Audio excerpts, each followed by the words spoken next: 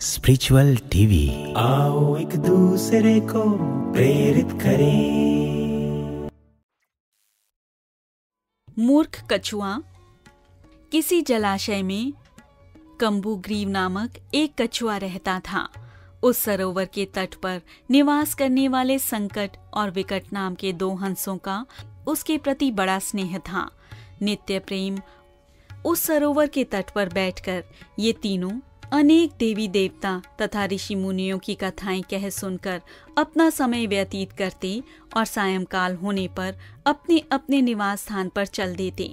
एक वर्ष उस प्रदेश में अनावृष्टि के कारण वह सरोवर धीरे धीरे सूखने लगा। हंसों को कछुए की चिंता होने लगी। उन्होंने जब अपनी चिंता कछुए पर व्यक्त की तो वह बोला, हमें आपत्ति काल में भी धैर्य नहीं खोना चाहिए। इस समय मित्रों का कर्तव्य है कि मुझे आपत्ति से बचाने का यत्न करें।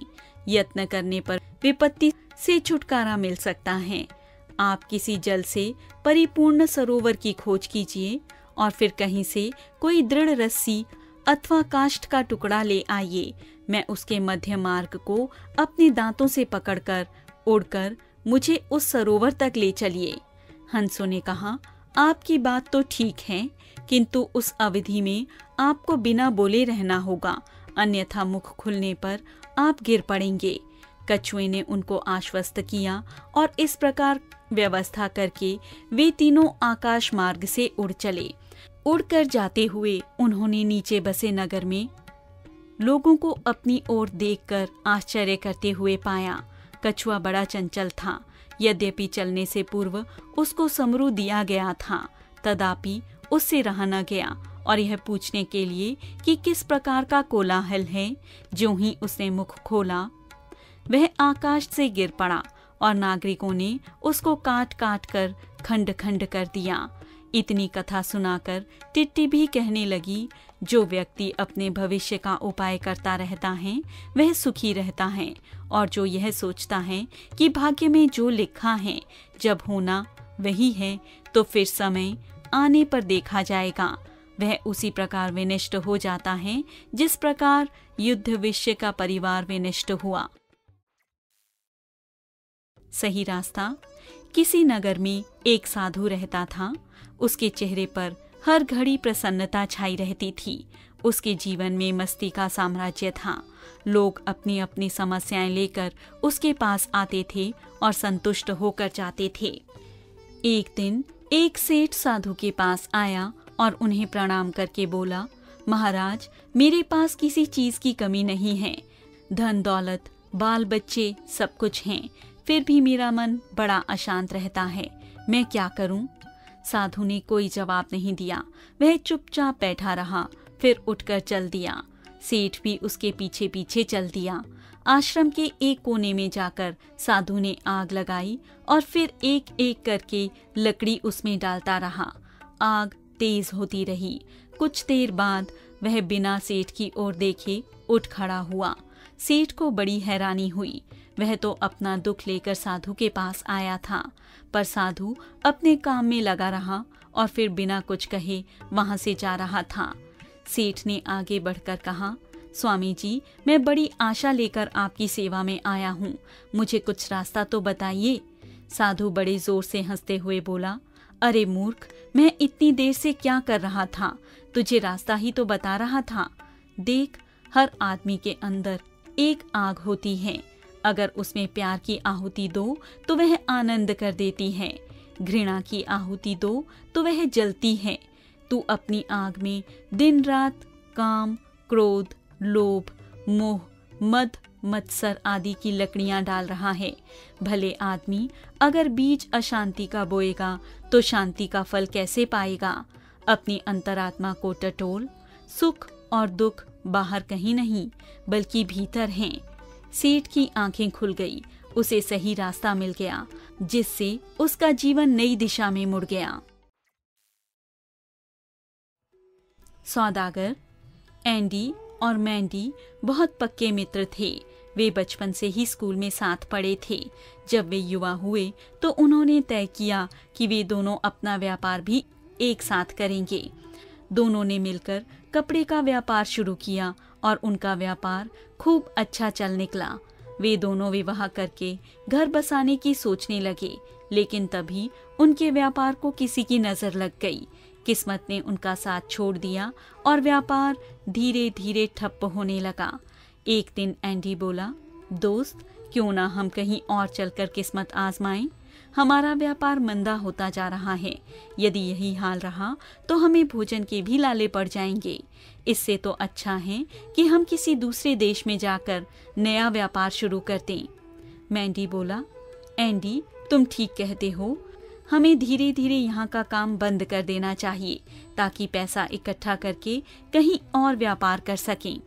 2 महीने के भीतर दोनों मित्रों ने मिलकर अपना व्यापार बंद कर दिया। अपने धन को अशर्फियों के रूप में लेकर वे अपने घोड़ों पर सवार होकर चल दिए। 2 दिन में वे दूसरे देश पहुंच गए।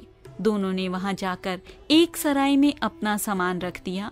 रात्रि में मैंडी बोला, एंडी, मैं 1000 अशर्फी और घोड़ा लेकर जाता हूँ और देखता हूँ कि व्यापार का कोई इंतजाम हो जाए। तब तक तुम मेरा यहीं इंतजार करो। एंडी बोला, मित्र, जरा संभल कर जाना, न जाने यहाँ कैसे लोग हों। मैंडी को व्यापार का अच्छा तजुर्बा था। वह बोला, फिक्र न करो मित्र, अच्छा मैं चलता हूँ, शाम तक लौट आऊँगा। थोड़ी ही दूर जाने पर एक व्यक्ति ने पूछा, क्यों भैया, क्या घोड़ा बेचने जा रहे हो? मैंडी बोला, कोई खास इरादा तो नहीं है, पर कोई अच्छा खरीददार मिल जाए तो बेच भी सकता हूँ। वह व्यक्ति बोला, मैं तुम्हारा घोड़ा खरीदने को तैयार हूँ। बताओ, तुम्हारे घोड़े की कीमत क्या है? मैंडी ने सोचा, मुझे घोड़ा बेचना तो है नहीं, पर यदि इसकी अच्छी कीमत मिल जाए तो बेचने में कोई हर्ज नहीं है। वैसे भी यह घोड़ा बूढ़ा हो गया है। इसके दाम ठीक मिल गए तो इसके बदले दूसरा अच्छा घोड़ा खरीद लूंगा। मैंडी बोला, मेरे घोड़े की कीमत तो 500 अशर्फी है। वह व्यक्ति बोला, मैं यहीं का दुकानदार हूँ, तुम कोई अजनबी जान पड़ते हो? यहाँ तो घोड़ा 100 अशर्फी में मिल जाता है।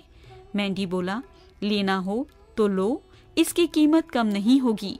क्या नाम है तुम्हारा? वह व्यक्ति बोला, मेरा नाम रशैल है। मुझे तुम्हारा घोड़ा पसंद है। यह लो 500 अशर्फी, अब घोड़ा मेरा हुआ। मैंडी ने खुश होकर 500 अशर्फियां ले ली और घोड़े से उतरकर घोड़े की जीन खोलने लगा ताकि अपनी अशर्फियां निकाल सके। लेकिन रशैल मैंडी से बोला, अब यह घोड़ा मेरा हुआ तो इस पर से तुम कुछ भी नहीं ले सकते। हम यहाँ के व्यापारी हैं और जुबान के बड़े पक्के होते हैं। सौदा तय करते समय यह कतई तय नहीं हुआ था कि तुम इसकी जीन या कोई सामान उतार लोगे, अतः तुम घोड़े को हाथ भी नहीं लगा सकते। मैंडी बहुत परेशान था कि अब क्या करे। इतने में रशैल घोड़े पर बैठकर उसे तेज दौड़ाता हुआ शहर की तरफ चल दिया। मैंडी बड़ा दुखी होता हुआ सराय लौट आया और अपने मित्र एंडी को सारी बात बताई। एंडी को रशैल की चालाकी पर बड़ा क्रोध आया। उसने मन ही मन उससे बदला लेने का निश्चय किया। अगले दिन सुबह एंडी तैयार होकर बोला, मैंडी, मैं शहर जा रहा हूँ, व्यापार करने के लिए कुछ ना कुछ इंतजाम करके लौटूंगा, तब तक तुम यहीं आराम करो। मैंडी बोला, ये 500 अशर्फियां साथ लेते जाओ। एंडी ने हंसते हुए जवाब दिया कि उसके लिए 25 अशर्फियां ही काफी हैं। फिर वह 25 अशर्फियां लेकर चल दिया। शहर में जाकर उसने रशैल की दुकान के बारे में पता किया तो पता लगा कि रशैल कसाई है और मीट बेचने का धंधा करता है। एंडी सीधा रशैल की दुकान पर पहुंचा। उसने देखा रशैल की दुकान काफी बड़ी थी। ऊपर छत पर उसके बच्चे खेल रहे थे। छज्जे पर स्त्रियां बैठी काम कर रही थी। एंडी ने दुकान में प्रवेश किया तो देखा कि बकरे के सिर और मुर्गे की टांगे लटक रही थी। दुकान के पिछवाड़े के आंगन में घोड़ा बंधा था। रुक रुक कर घोड़े के हिनहिनाने की आवाज आ रही थी। एंडी ने पूछा, भैया, ये सिर और टांगे कितने की हैं? रशैल बोला, यह सिर 1 अशर्फी का है और एक जोड़ी टांगें भी 1 अशर्फी की ही हैं। एंडी ने पूछा, क्या यहाँ सारे सिर और टांगों की कीमत 1 अशर्फी ही है? रशैल ने विनम्रता से जवाब दिया, हाँ, सभी सिर और टांगों की जोड़ी की कीमत 1 अशर्फी है। इस पर एंडी ने कुछ सोचा और पूछा, पक्की बात है ना कि हर सिर की कीमत 1 अशर्फी है? रेशेल झुंझलाकर बोला, कह तो दिया कि हर सिर की कीमत 1 अशर्फी है, क्या लिख कर दूं? एंडी ने 25 अशर्फी निकालकर रेशेल के हाथ में रखी और बोला, मुझे 25 सिर चाहिए। रेशेल बोला, पर मेरे पास तो सिर्फ 5 सिर ही हैं, बाकी कल ले लेना। एंडी ने सख्ती दिखाते हुए कहा, कोई नए व्यापारी हो क्या? हम व्यापारी जुबान के बड़े पक्के होते हैं। सौदा तय हो गया तो हो गया।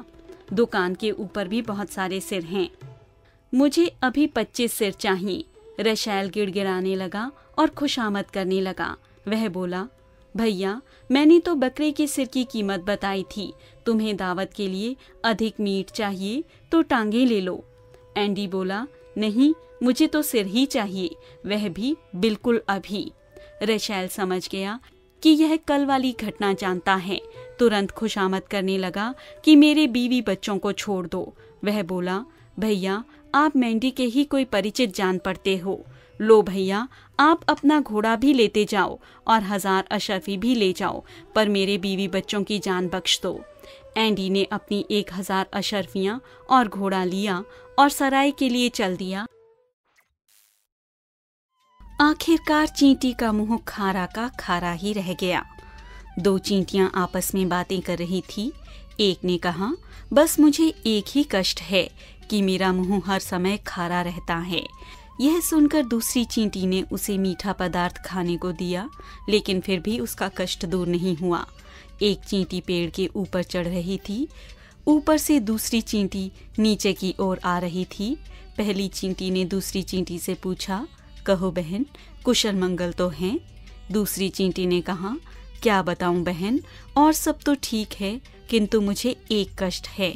पहली चींटी ने कहा, बताओ बहन, क्या कष्ट है? दूसरी चींटी ने कहा, मुंह का स्वाद बिगड़ा रहता है, हर समय मुंह खारा ही रहता है। क्या करूं, कुछ समझ में नहीं आता।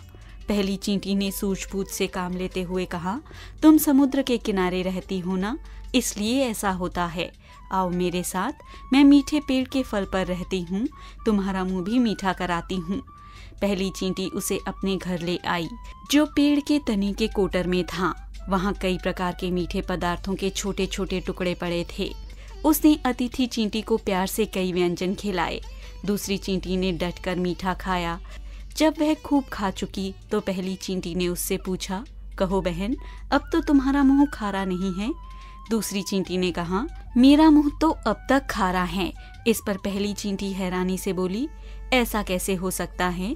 कहीं तुम्हारे मुंह में नमक की डली तो नहीं है? दूसरी चींटी ने कहा, सो तो है, समुद्र के किनारे रहती हूँ, इसलिए नमक तो मुंह में ही रखती हूँ। तब पहली चींटी बोली, फिर मुंह का खारापन कैसे दूर होगा? मुंह मीठा करना है तो पहले नमक की डली को बाहर थूको। सार यह है कि ईश्वर की सर्वश्रेष्ठ कृति मनुष्य है, किंतु अज्ञानतावश स्वयं को निर्बल समझकर वह दुखी रहता है। जरूरत है अपनी आंखों पर से पर्दा हटाने की। बुद्धि व परिश्रम से अपना भाग्य मनुष्य स्वयं बदल सकता है। धनतेरस। प्राचीन काल में एक राजा थे। उनके कोई संतान नहीं थी। अत्यधिक पूजा अर्चना व मन्नतों के पश्चात दैवयोग से उन्हें पुत्र प्राप्ति हुई। ज्योतिषियों ने बालक की कुंडली बनाते समय भविष्यवाणी की कि इस बालक के विवाह के 4 दिन बाद इसकी मृत्यु हो जाएगी। राजा इस बात को जानकर बहुत व्यथित हुए। उन्होंने राजकुमार का भेष बदलवाकर उसे ऐसे स्थान पर भेज दिया जहाँ किसी स्त्री की परछाई भी उस पर न पड़े, अर्थात न राजकुमार की शादी हो और न वो यमलोक जाएं। संयोगवश उसी ओर से एक राजकुमारी गुजरी और दोनों एक दूसरे को देखकर मोहित हो गए। उन्होंने गंधर्व विवाह कर लिया। विवाह के ठीक 4 दिन पश्चात यमदूत उस राजकुमार के प्राण हरने आ पहुँचे।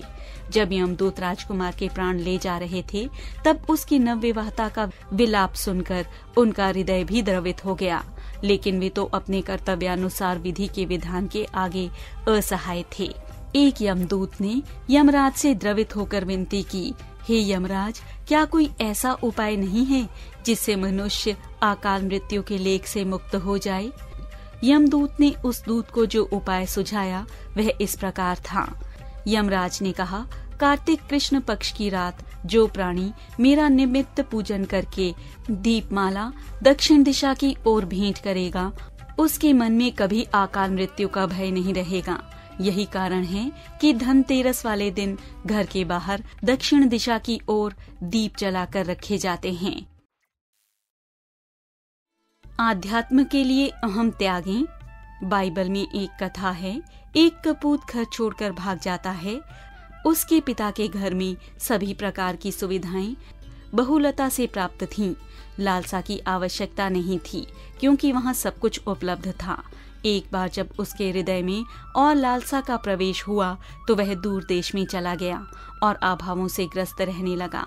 जब भूखों मरने की नौबत आई तब उसे पिता के घर लौटने की प्रेरणा हुई। इस कथा का निष्कर्ष है कि मनुष्य लालसा के दलदल में इतना बुरी तरह फंस जाता है कि वह बेचैनी, असंतोष, अभावग्रस्त और पीड़ाग्रस्त हो जाता है। इसका एकमात्र उपचार है पितृगृह को लौटना, लालसा का परित्याग कर यथार्थ जीवन को प्राप्त करना। वह मनुष्य इस स्थिति को तब तक प्राप्त नहीं कर सकता जब तक वह आध्यात्मिक दृष्टि से नाकारा नहीं हो जाता। पहले लालसा के फलस्वरूप पीड़ा और दुख भोगने के बाद शांति और आध्यात्मिक समृद्धि का जीवन पाने की जिज्ञासा उत्पन्न होती है। तब वह भौतिक इच्छाओं से मुंह मोड़कर बड़ी लगन और परिश्रम से यात्रा करके अपने घर की दिशा में वापस आ जाता है। यदि आपको किसी भौतिक पदार्थ की आवश्यकता होती है, जैसे भोजन, वस्त्र, फर्नीचर या अन्य वस्तुएं, तो आप किसी दुकानदार से यूं ही नहीं मांग लेते। पहले आप उसका मूल्य पूछते हैं और फिर उसे चुकाते हैं, तब कहीं जाकर वह चीज आपको मिल पाती है। जितने मूल्य की चीज आपको लेनी है उसी के अनुपात से मूल्य चुकाकर आप चीज को अपनाते हैं, वैसे नहीं। ठीक यही नियम आध्यात्मिक पदार्थों पर भी लागू होता है। यदि आपको किसी आध्यात्मिक वस्तु की आवश्यकता है, जैसे आनंद, विश्वास, शांति या इसी तरह की कोई अन्य वस्तु आप प्राप्त करना चाहते हैं, तो आप उसके समतुल्य कोई अन्य चीज देकर ही उसे प्राप्त कर सकते हैं। आपको उसका मूल्य आवश्यक रूप से चुकाना होगा। जैसे हम किसी भौतिक पदार्थ को प्राप्त करने के बदले में रुपया आदि देते हैं, उसी प्रकार आपको किसी आध्यात्मिक वस्तु की प्राप्ति के लिए कोई सूक्ष्म वस्तु मूल्य के रूप में चुकानी होगी। अतः हमें लालसा, लालच, अहंकार या विलासिता को किसी हद तक इसके बदले में छोड़ना होगा, तभी जाकर आध्यात्मिक वस्तु की प्राप्ति होगी।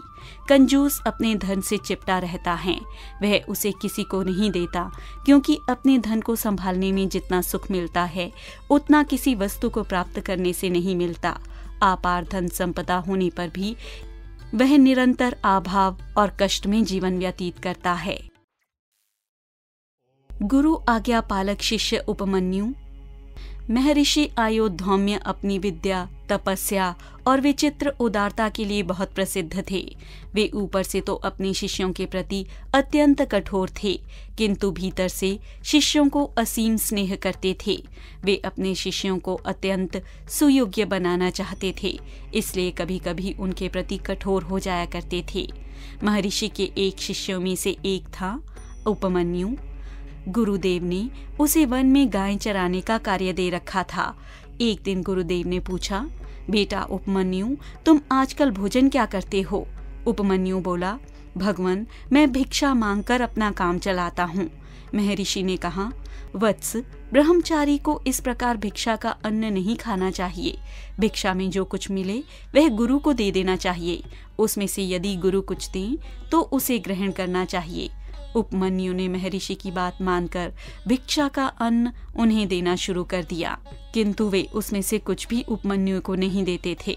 तब उसने अपनी भूख शांत करने के लिए दोबारा भिक्षा मांगनी आरंभ कर दी। गुरु ने इस पर भी आपत्ति की, इससे गृहस्थों पर अधिक भार पड़ेगा और दूसरे भिक्षा मांगने वालों को भी संकोच होगा। थोड़े दिन बाद महर्षि ने फिर से पूछा तो उपमन्यु ने बताया कि मैं गायों का दूध पी लेता हूँ। तब महर्षि ने तर्क दिया कि गायें तो मेरी हैं और मुझसे बिना पूछे तुम्हें दूध नहीं पीना चाहिए। तब उपमन्यु ने बछड़ों के मुख से गिरने वाले फेन से अपनी भूख मिटाना शुरू कर दिया, किंतु महर्षि ने वह भी बंद करवा दिया। उपमन्यु उपवास करने लगा। एक दिन भूख से असहाय होकर उसने आक के पत्ते खा लिए, जिसके विष से वह अंधा होकर जल रहित कुएं में गिर गया। महर्षि ने उसे जब ऐसी अवस्था में पाया तो ऋग्वेदों के मंत्रों से अश्वनी कुमार की स्तुति करने को कहा। उपमन्यु द्वारा श्रद्धा पूर्वक स्मरण करने पर वे प्रकट हुए और उसकी नेत्र की ज्योति लौटाते हुए उसे एक पुआ खाने को दिया, जिसे गुरु की आज्ञा बिना खाना उपमन्यु ने स्वीकार नहीं किया। इस गुरु भक्ति से प्रसन्न हो अश्विनी कुमारों ने उपमन्यु को समस्त विद्याएं बिना पढ़े आ जाने का आशीष दिया। वस्तुतः गुरु की आज्ञाओं का यथावत पालन करने वाले शिष्य को ज्ञान का वह दुर्लभ मोती प्राप्त होता है, जिसकी चमक कभी मंद नहीं होती और जिसके बल पर वह सभी प्रकार की संपन्नताओं को आसानी से प्राप्त कर लेता है। धैर्य। एक बार एक महात्मा ने एक कहानी सुनाई। उसके 2 शिष्य थे। उनमें से एक वृद्ध था। उनका बहुत पुराना और पक्का अनुयायी, कड़ी साधना करने वाला। एक दिन उसने गुरु से पूछा, मुझे मोक्ष या बुद्धत्व की प्राप्ति कब होगी? गुरु बोले, अभी 3 जन्म और लगेंगे। यह सुनते ही शिष्य ने कहा, मैं 20 साल कड़ी साधना में लगा हूँ, मुझे क्या आप अनाड़ी समझते हैं? 20 साल की साधना के बाद भी 3 जन्म और? नहीं। और वह इतना क्रोधित और निराश हो गया कि उसने वहीं अपनी माला तोड़ दी, आसन पटक दिया और चला गया। दूसरा अनुयायी एक युवा लड़का था। उसने भी यही प्रश्न किया। गुरु ने उससे कहा, तुम्हें बुद्धत्व प्राप्त करने में इतने जन्म लगेंगे जितने इस पेड़ के पत्ते हैं। वह सुनते ही खुशी से नाचने लगा और बोला, बस इतना ही? और इस पेड़ के पत्ते तो गिने भी जा सकते हैं। आखिर तो वह दिन आ ही जाएगा। इतनी प्रसन्नता थी उस युवक की, इतना था उसका संतोष, धैर्य और स्वीकृति भाव। कहते हैं वह तभी वहीं पर बुद्धत्व को उपलब्ध हो गया। धैर्य ही बुद्धत्व का मूल मंत्र है। अनंत धैर्य और प्रतीक्षा, परंतु प्रेम में प्रतीक्षा है तो कठिन। अधिकांश व्यक्ति तो जीवन की प्रतीक्षा निराश होकर ही करते हैं, प्रेम से नहीं कर पाते। प्रतीक्षा भी 2 प्रकार की होती है, एक निराश मन से प्रतीक्षा करना और निराश होते ही जाना। दूसरी है प्रेम की प्रतीक्षा, जिसका हर क्षण उल्लास और उत्साह से भरा होता है। ऐसी प्रतीक्षा अपने ही मन में एक उत्सव है, क्योंकि मिलन होते ही प्राप्ति का सुख समाप्त हो जाता है। तुमने देखा, जो है उसमें हमें सुख नहीं मिलता, जो नहीं है उसमें मन सुख को ढूंढता है, उसी दिशा में मन भागता है। हाँ, तो प्रतीक्षा अपने में ही एक बहुत बढ़िया साधन है हमारे विकास के लिए। प्रतीक्षा प्रेम की क्षमता और हमारा स्वीकृति भाव बढ़ाती है। अपने भीतर की गहराई को मापने का यह एक सुंदर पैमाना है। पहला साक्षात्कार। पौंडीचेरी में श्री अरविंद आश्रम के एक कक्ष में बैठा जब मैं माताजी के आगमन की प्रतीक्षा कर रहा था, तब मेरे मस्तिष्क में विचारों का तूफान उठ रहा था, जिसकी ज्योति में आश्रम का कण कण आलोकित था, जिसकी दिव्य प्रेरणा देश की परिधि को लांघकर विश्व के अनेक देशों में व्याप्त थी। उन माताजी से प्रथम साक्षात्कार का वह दुर्लभ अवसर था। मैं अपने विचारों को समेटकर एक श्रृंखला में बांधने में जितना प्रयत्न कर रहा था, उतना ही वे अनियंत्रित हो रहे थे। थोड़ी ही देर के पश्चात निर्धारित समय पर माताजी ने अपने कक्ष में प्रवेश किया। मुझे लगा जैसे बिजली कौंध गई हो। उनके मुखमंडल पे अभूतपूर्व आभा थी, होठों पर स्मित का दैव्य माधुर्य था और नेत्र अलौकिक प्रेम और वात्सल्य से छलछला रहे थे। उनका अंग प्रत्यंग चैतन्य से भरा था। मैं उनके अभिवादन में उठता कि तब तक वे कुर्सी पर आसीन होकर बड़ी ममता से मेरी ओर देखने लगी। मैंने उनके चरण छुए और उनके निकट ऐसे बैठ गया जैसे कोई अबोध बालक अवाक होकर अपने अभिभावक के पास बैठ जाता है। मेरा मस्तिष्क एकदम विचार शून्य हो गया था। वाणी मूक हो गई थी और ऐसा लग रहा था जैसे सोचने की शक्ति ही कुंठित हो गई हो। माताजी मेरी ओर एकटक देखती रहीं और फिर गहरे स्नेह भाव से पूछा, आश्रम में पहली बार आए हो? नहीं जानता, कैसे साहस जुटाकर मैंने कहा, जी हाँ। उसके बाद कुछ ही क्षणों में वहां के वातावरण को प्रेम और करुणा की उस सजीव मूर्ति ने इतना स्निग्ध कोमल बना दिया कि मैं बड़े सुखद आनंद के भाव में खो गया। उन प्रवास के दौरान और बाद में माताजी से मिलने और बातचीत करने के अनेक प्रसंग आए। उनकी स्मृति आज भी मेरे मन पर अंकित हैं, पर पहले साक्षात्कार में जो मनोभाव बना उसकी याद आज भी मेरे रोम रोम को पुलकित कर देती है। मुनि की क्षमाशीलता। एक बार राजा शोणिक शिकार करने जंगल में गए। वहां उन्हें यशोधर मुनि तपस्या करते हुए दिखे। राजा को लगा कि उनकी वजह से उन्हें शिकार करने को नहीं मिलेगा। तभी सामने एक लंबा सांप आता दिखाई दिया। राजा ने गुस्से में उस सांप की गर्दन काटकर सांप को मुनि के गले में डाल दिया और महल लौट आए। जब उन्होंने रानी चेलना से इस घटना का जिक्र किया तो वह बहुत दुखी हुई और बोली, यह तो आपने बहुत गलत काम किया है। रानी उन्हें साथ लेकर वहां पहुंची जहां मुनि तपस्या कर रहे थे। उस मरे हुए सांप की वजह से ढेर सारी चींटियां मुनि के शरीर पर चढ़ गई थी। रानी ने नीचे जमीन पर चीनी डाल दी तो धीरे धीरे सारी चींटियां नीचे उतर आईं। फिर उन्होंने उस मरे हुए सांप को दूर फेंक दिया और शरीर को आहिस्ता आहिस्ता स्वच्छ करके वहां चंदन का तेल लगा दिया जहां पर चींटियों ने काट लिया था। फिर राजा रानी हाथ जोड़कर खड़े हो गए। मुनि ने आंखें खोली और पहले राजा शोणिक और फिर उनकी रानी चेलना को आशीर्वाद दिया। राजा शोणिक रोने लगे। उन्होंने साफ साफ बता दिया कि उन्होंने मुनि के साथ क्या किया था। उन्होंने यह भी कहा कि वह आशीर्वाद का पात्र नहीं है, उसकी असल हकदार तो चेलना है। मुनि मुस्कुराते हुए बोले, चेलना तो है ही, पर तुम भी इसके पात्र हो क्योंकि तुमने अपनी गलती स्वीकार कर ली है। मुसीबत से छुटकारा।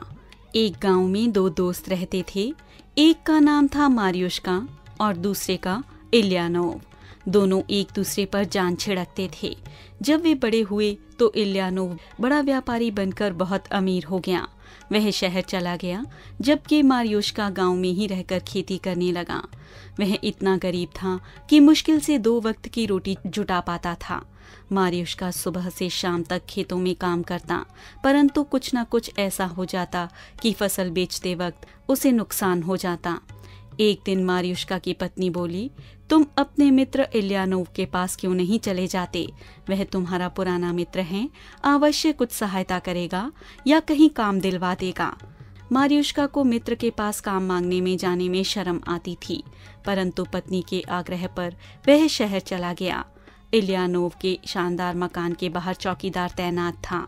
मार्युष्का ने भीतर खबर भिजवाई। कुछ देर इंतजार के बाद मित्र ने मार्युष्का को भीतर बुलवाया और ठीक से बात की। थोड़ी देर बाद जब मार्युष्का ने अपने आने का आशय बताया तो इल्यानोव घमंड और रुखाई से बोला, तुम चाहो तो यहाँ काम कर सकते हो।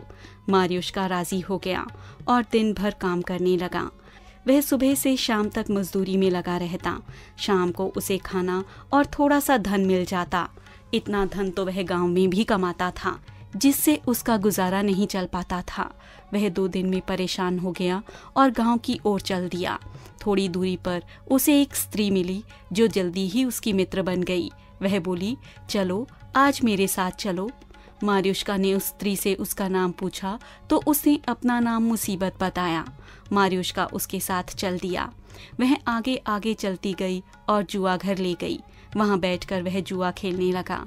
कुछ ही देर में सारा पैसा हार गया और उठकर वापस आ गया। वह फिर गांव की ओर चल दिया। रास्ते में फिर वही स्त्री मिली और प्यार से उसे वापस ले गई। स्त्री मार्युष्का को लेकर शराब खाने चली गई। वहां वह शराब पीता रहा। उसके पास पैसे न थे, इस कारण उसने बैल गिरवी रख दिए। मुसीबत मार्युष्का के पीछे पड़ गई। धीरे धीरे उसके हल, खेत सब बिक गए।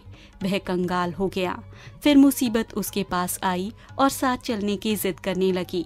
मार्युष्का ने उससे कहा, अब मेरे पास बचा ही क्या है? मुसीबत बोली, पत्नी है, बच्चे हैं। मरियुष्का न चाहते हुए भी मुसीबत के साथ चल दिया। रास्ते में एक बड़ा पत्थर पड़ा था।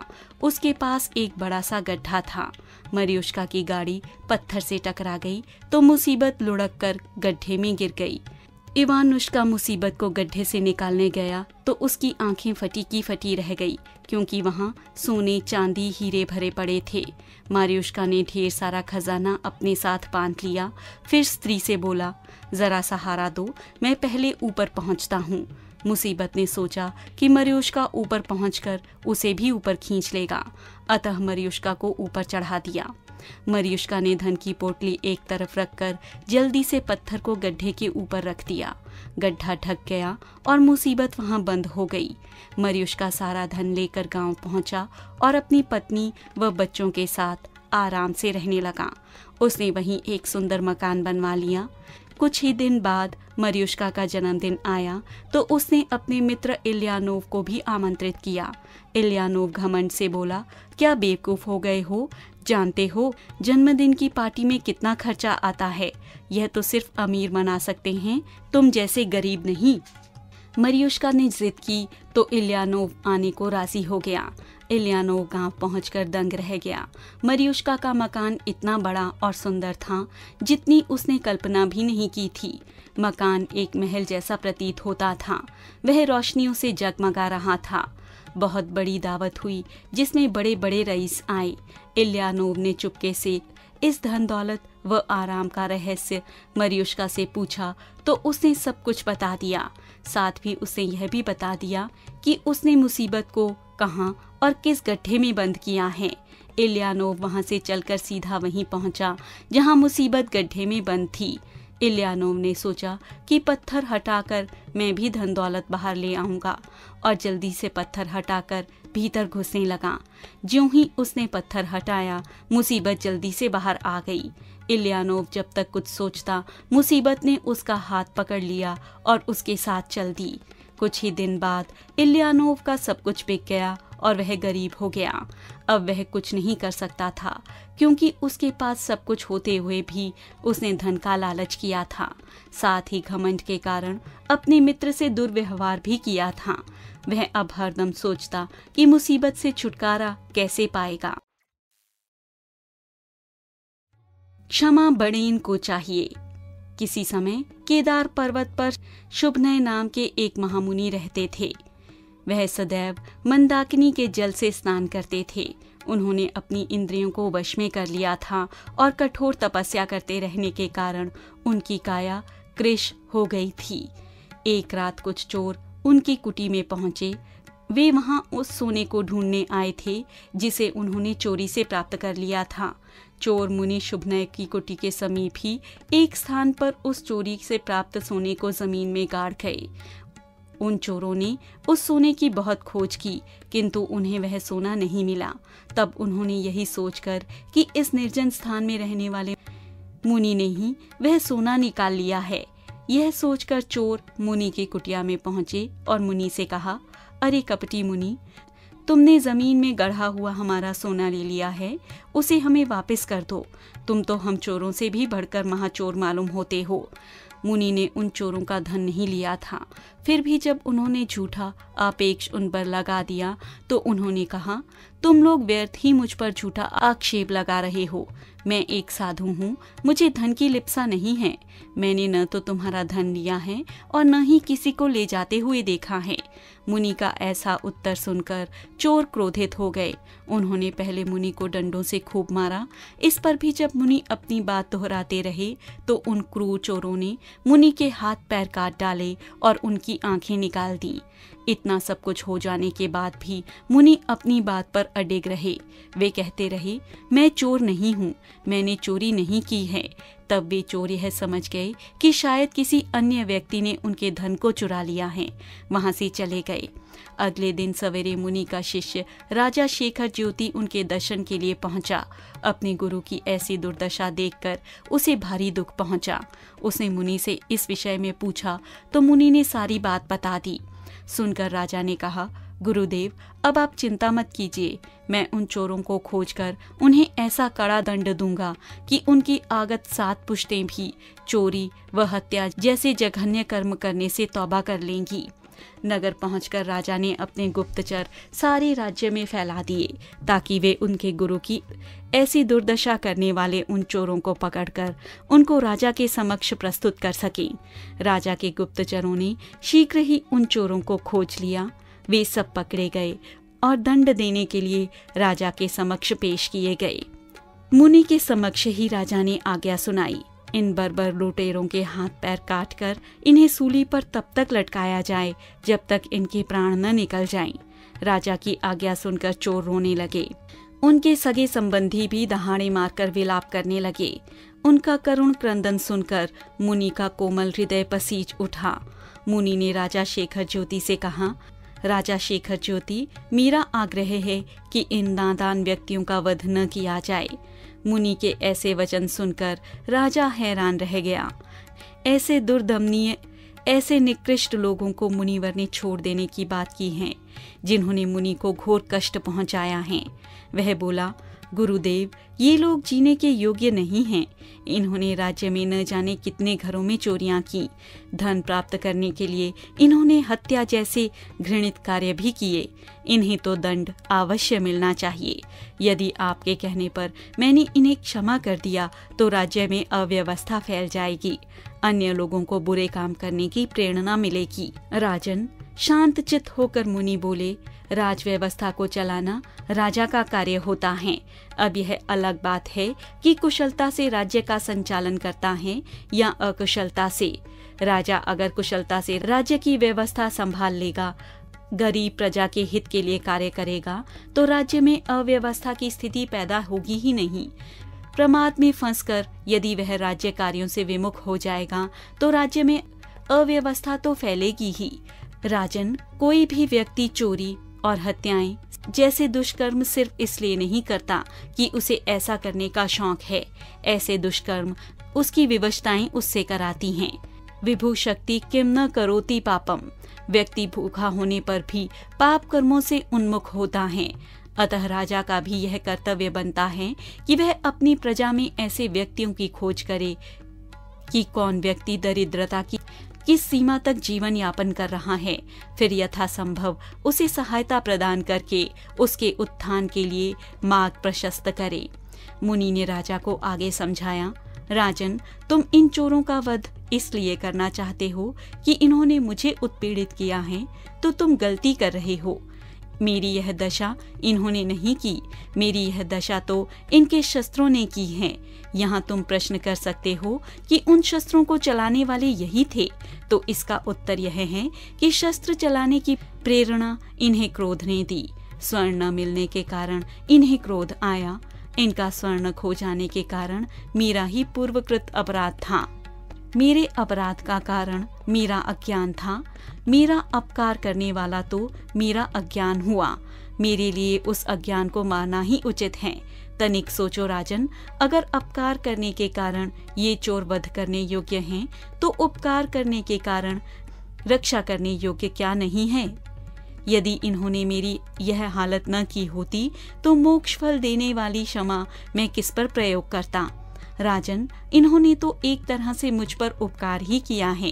क्षमाशील मुनि का ऐसा सार गर्भित उपदेश सुनकर राजा का क्रोध जाता रहा। उन्होंने उन चोरों को मुक्त कर दिया। क्षमाशीलता का व्यवहार करने के कारण मुनि का शरीर भी उनके तपोबल से पहले की ही तरह अक्षत हो गया। इसके बाद उन्हें सिद्धि भी प्राप्त हो गई। इसीलिए तो कहा गया है कि जो व्यक्ति क्षमाशील होते हैं वे अपनी क्षमाशीलता के कारण इस संसार रूपी सागर को पार कर जाते हैं। धोखेबाज। सागर के किनारे से थोड़ी दूर पर एक बड़ा वृक्ष था जिस पर एक बंदर रहता था। उस सागर में रहने वाला एक बड़ा मगरमच्छ एक दिन उस वृक्ष के नीचे ठंडी ठंडी हवा का आनंद ले रहा था। बंदर ने अपने घर आए मेहमान को देखा तो मित्रता कर ली। बंदर अपने मित्र के लिए इस वृक्ष पर से ताजी और पकी हुई जामुनी ले आया, जिसे खाकर मगरमच्छ बहुत प्रसन्न हुआ। ऐसे ही दोनों की मित्रता बढ़ी अब तो मगरमच्छ रोज ही उस बंदर के पास आता और मीठे मीठे जामुन खाता। फिर कुछ जामुन अपनी पत्नी के लिए भी ले जाता। मगरमच्छ की पत्नी ने ऐसे मीठे जामुन कभी नहीं खाए थे। वह आश्चर्य से पूछने लगी, हे प्राणनाथ, ऐसे मोटे जामुन तुम कहाँ से लाते हो? प्रिय, मेरा एक मित्र बंदर है, वही रोज मुझे यह जामुन लाकर देता है। वाह, जो बंदर ऐसे मीठे जामुन खाता है उसका नाम कलेजा कितना मीठा होगा।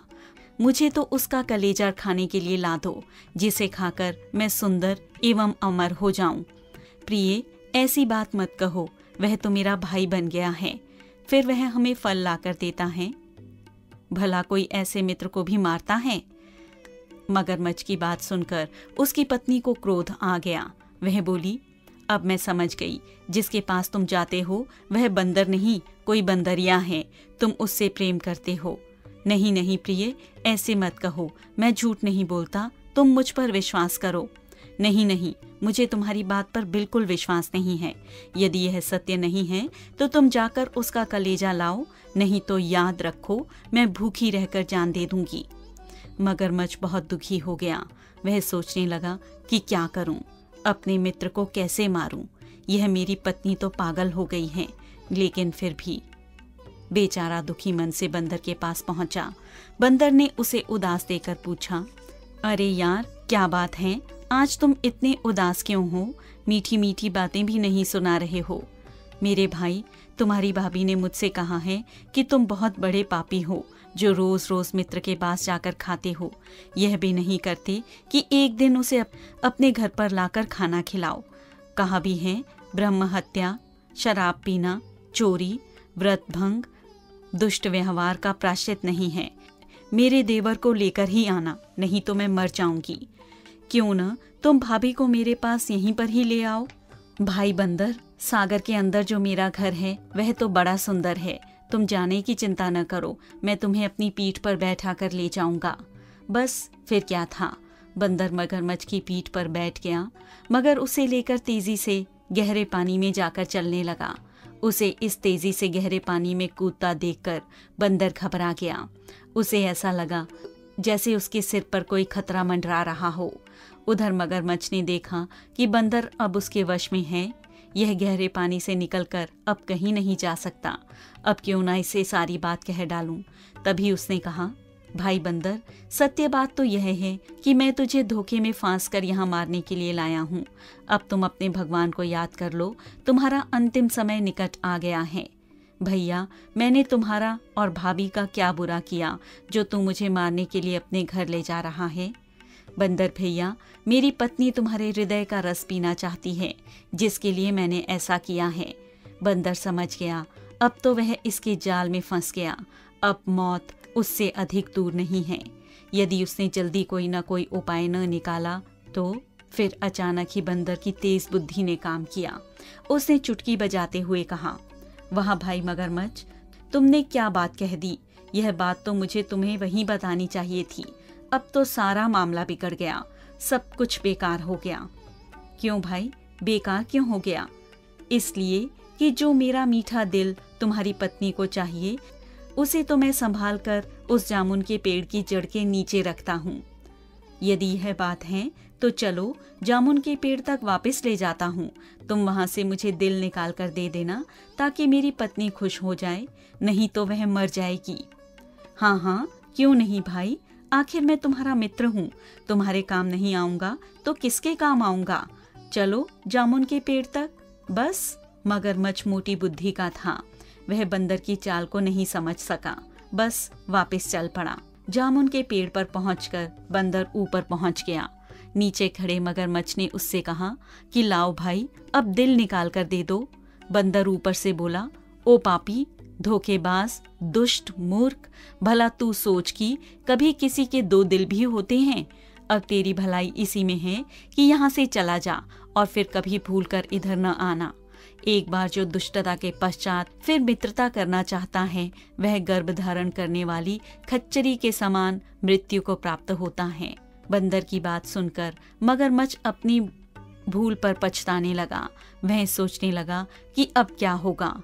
मेरी मूर्खता के कारण मित्र भी हाथ से गया और पत्नी भी खुश नहीं हो सकी। यदि मैं बंदर को रास्ते में अपनी मन की बात न बताता तो अवश्य ही मैं अपनी पत्नी को खुश कर देता। लेकिन मगरमच्छ को एक चाल सूझी। उसने बंदर से कहा, तुम तो मेरे मजाक को सच मान गए। मैंने वैसे ही कहा था, आओ मेरे यहाँ चलो। ओ दुष्ट, अब यहाँ से चला जा। किसी ने सच ही कहा है, एक बार मित्रता में अगर कोई दगा करे तो उससे दूर ही रहना अच्छा है। अपना पराया। किसी होटल के मालिक ने एक लड़का नौकर रखा। उसकी उम्र अधिक नहीं थी। वह लड़का बड़ा भला और भोला था, बहुत ही ईमानदार और मेहनती था। एक दिन वह लड़का शीशे के गिलास धो रहा था। संयोग से एक गिलास उसके हाथ से फिसल गया और फर्श से टकराकर चूर चूर हो गया। मालिक ने गिलास गिरने और टूटने की आवाज सुनी तो दौड़ता हुआ आया और लाल पीला होकर बोला, क्यों रे बदमाश, यह क्या हुआ? बेचारा बालक वैसे ही डर रहा था। मालिक की भाव भंगिमा देखकर उसके रहे सहे होश भी गायब हो गए। अपने बचाव में वह कुछ कहे कि उससे पहले ही मालिक ने एक हाथ से कसकर उसका कान उमेठा और दूसरे से तड़ातड़ 4-5 चांटे लगा दिए। बालक के मुंह से दबी हुई एक चीख निकलने को हुई, पर वह उसे पी गया और कोई चारा भी तो नहीं था। मालिक ने दांत पीसते हुए उसे और उसकी सारी जमात को चुन चुन कर गालियां दी और जी भरकर उसे कोसा। फिर ज्यों ही जाने को मुड़ा कि उसका लड़का आ गया। पिता के तमतमाए हुए चेहरे को देखकर उल्टे पैरों लौटने को हुआ कि घबराहट में उसका पैर फिसल गया और प्लेटों की अलमारी पर गिरा। कई कीमती प्लेटें नीचे गिरकर टुकड़े टुकड़े हो गईं। पिता ने दौड़कर अपने उस इकलौते बेटे को उठा लिया और प्यार से उसके सिर पर हाथ फेरते हुए बोले, क्यों बेटा, तुम्हें चोट तो नहीं लगी? फिर प्लेटों के टुकड़ों की ओर देखकर बेटे को सांत्वना देते हुए कहा, कोई बात नहीं, ऐसा तो हो ही जाता है। कुछ कदम पर खड़े नौकर ने मालिक के चेहरे पर व्याप्त ममता को देखा और अपनी उम्र के उस लड़के पर निगाह डाली। अचानक उसने पाया कि उसके गालों पर पड़ी चांटों की मार जोर से कसक उठी और रोकते रोकते भी उसकी आंखों से आंसुओं की कई बड़ी बड़ी बूंदें टपक पड़ी। उसे भगवान ने छोटी उम्र में ही अपने पराई का भेद समझा दिया था। लालच का नतीजा। किसी नगर में ब्राह्मणों के 4 लड़के रहते थे। वे चारों ही बड़े गरीब थे। उनमें आपस में गहरी मित्रता थी। अपनी गरीबी दूर करने के लिए उन्होंने बहुत से उपाय किए, लेकिन उनका कष्ट दूर नहीं हुआ। आखिर परेशान होकर उन चारों ने निश्चय किया कि और कहीं जाकर उन्हें धनोपार्जन करने का प्रयत्न करना चाहिए। वे चारों नगर छोड़कर चल दिए। चलते चलते वे एक नदी के किनारे पहुंचे। वहां उन्हें एक साधु मिला। उन्हें दुखी देखकर साधु ने कारण पूछा। उन्होंने जब अपनी परेशानी साधु को बताई, सुनकर साधु ने कहा, मैं तुम्हें 4 दीपक देता हूँ। एक एक दीपक हाथ में लेकर आओ। जहाँ दीपक गिरे वहीं रुककर खुदाई करना। तुम लोगों को बहुत बड़ी दौलत मिल जाएगी और फिर दौलत लेकर लौट आना। दीपक लेकर चारों चल दिए। थोड़ी दूर जाने पर उनमें से एक का दीपक गिर गया। उसने रुककर खोदा तो वहां तांबे की खान निकली। उसने अपने साथियों से कहा, जितना चाहे तांबा ले लो।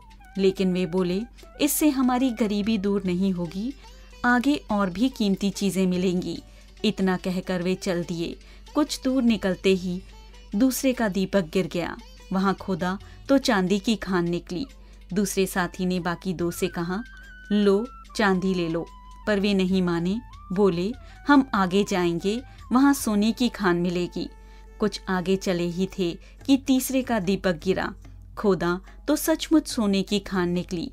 तीसरे ने चौथे से रुकने को कहा तो उसने वही बात कह दी जो पहले 2 ने कही थी और अकेला दौलत के लालच में आगे बढ़ चला। काफी कदम आगे चलने पर उसे एक आदमी मिला।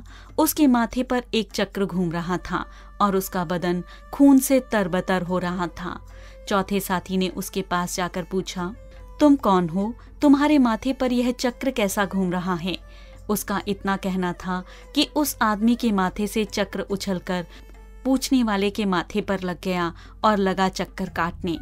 पहले चक्रधारी ने कहा, यह चक्र किसी दूसरे के माथे से उतरकर इसी तरह मेरे माथे पर लग गया था। अब यह तब उतरेगा जब मेरी और तुम्हारी तरह धन का कोई लोभी यहाँ आकर तुमसे बात करेगा। लेकिन मेरे खाने पीने का क्या होगा? नए चक्रधारी ने रुंधे गले से पूछा। उस आदमी ने जवाब दिया, यह चक्र उन लोगों के लिए है जो धन के बेहद लोभी हैं। इस चक्र के लगते ही भूख, प्यास, नींद सब गायब हो जाती हैं। कोई हैरानी नहीं होती, बस इस चक्र के घूमने का कष्ट रहता है।